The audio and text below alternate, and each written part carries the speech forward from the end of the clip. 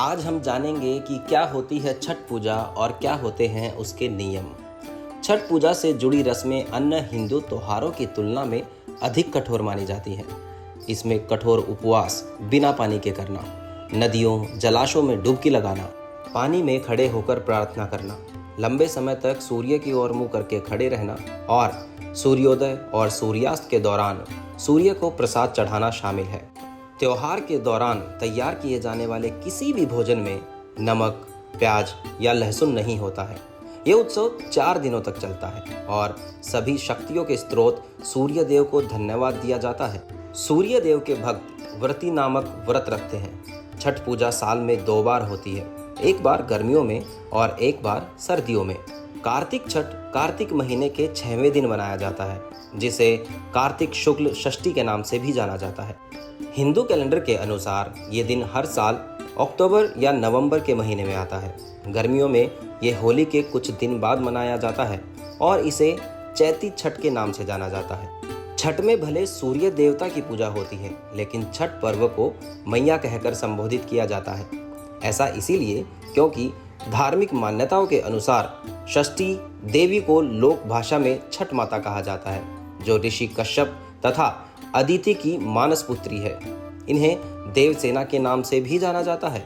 माँ देवसेना भगवान सूर्य की बहन तथा भगवान कार्तिकेय की पत्नी है। देवासुर संग्राम में देवताओं की मदद के लिए जब इन्होंने असुरों का संहार किया तो इन्हें देवसेना कहा गया। देवसेना के बारे में कहा जाता है कि वो नवजात शिशुओं के जन्म काल से लेकर अगले 6 दिनों तक उनके पास रहकर उनकी रक्षा करती है। छठ एक बहुत ही महिमामय पर्व है और कई पुराणों और वेद में इसका जिक्र मिलता है। इसीलिए इससे जुड़ी कई पौराणिक कथाएं हैं। सनातन धर्म में छठ पूजा के पर्व को बहुत पवित्र त्योहार माना जाता है। इस दौरान सूर्य देव और छठी मैया की पूजा अर्चना करने का विधान है। मान्यता है कि सूर्य देव की पूजा करने से जातक को कार्यों में सफलता मिलती है और सूर्य देव प्रसन्न होते हैं। अगर आप भी सूर्य देव की कृपा प्राप्त करना चाहते हैं तो छठ पूजा में सूर्य देव के 108 नामों का जप करें। इससे जातक को शुभ फल की प्राप्ति होगी। पांचांग के अनुसार छठ पूजा की शुरुआत कार्तिक माह के शुक्ल पक्ष की चतुर्थी यानी 5 नवंबर से हो रही है। वहीं इनका समापन अष्टमी तिथि यानी 8 नवंबर को होगा। इस दौरान छठी मैया और सूर्य देव की विधि पूर्वक पूजा अर्चना की जाएगी। छठ पूजा में करें इन नियम का पालन। छठ पूजा के दौरान व्रत रखने वाले जातक को पलंग या तख्त पर नहीं सोना चाहिए, वहीं जमीन पर चादर बिछाकर सो सकता है। इस पर्व को 4 दिन तक व्रती को नए वस्त्र धारण करने चाहिए।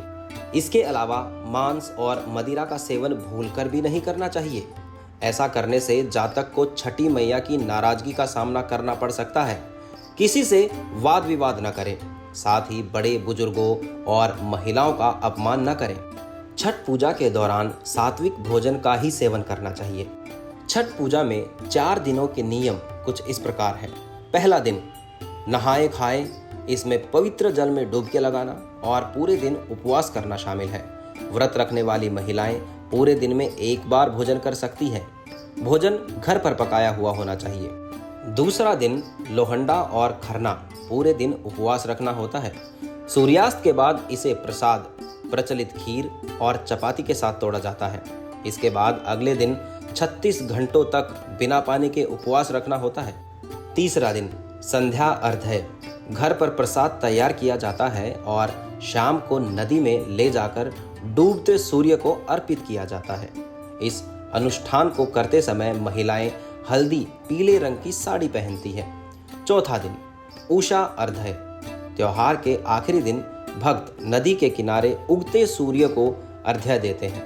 इस दिन भक्त अपना 36 घंटे का उपवास तोड़ते हैं, जिसके परिणाम स्वरूप त्योहार का समापन होता है। रिश्तेदार एक साथ प्रसाद बांटते हैं।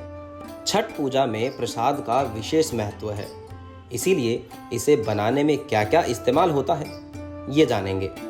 चावल, ताजे फल, सूखे मेवे, गेहूं, गुड़, मेवे, नारियल और घी। ठेकुआ एक लोकप्रिय व्यंजन है जो गेहूं के आटे से बना एक बिस्कुट होता है। तो दोस्तों, आज के लिए बस इतना ही। ऐसी ही और जानकारी प्राप्त करने के लिए हमारे चैनल को सब्सक्राइब करना बिल्कुल ना भूलें। धन्यवाद।